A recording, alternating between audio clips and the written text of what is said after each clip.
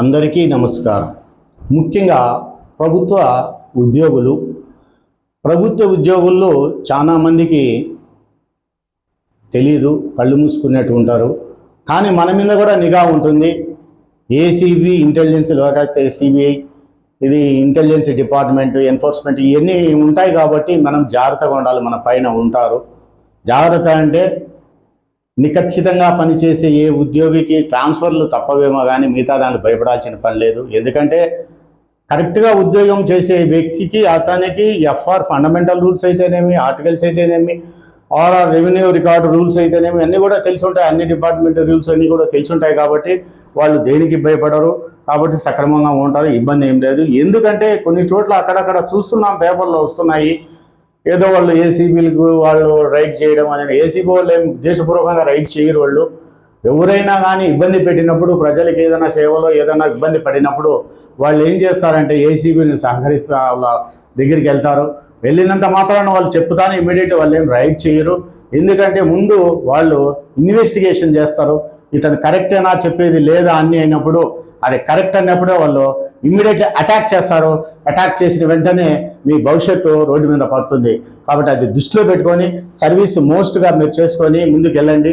ఎందుకంటే ఇవన్నీ చేసుకోవాల్సిన బాధ్యత మనకుంది. ఇంకొకటి, ఏది ఫైల్ పెట్టినా కూడా నోట్ ఫైల్ పెట్టండి. నోట్ ఫైల్ తర్వాతనే మెమో కానీ, లెటర్ కానీ, ప్రొసీడింగ్స్ కానీ ఇవ్వండి. దాంట్లో పర్ఫెక్ట్గా జియో అయితేనే, ఫండమెంటల్ రూల్స్ అయితేనే ఏముండా మెన్షన్ చేయండి.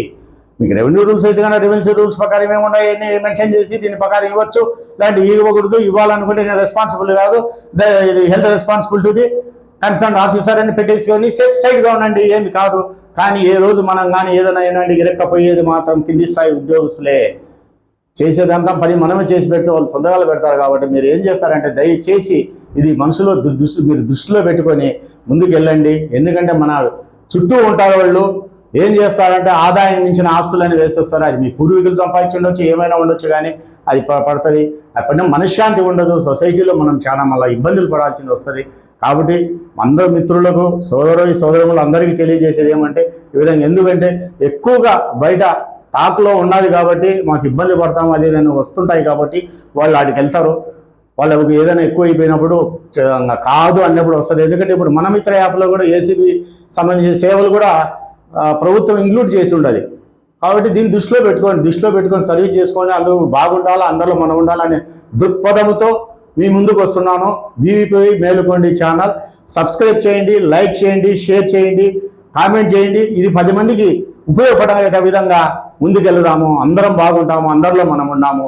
ఇట్లు బోనంశెట్టి వెంకటేశ్వర ప్రసాద్.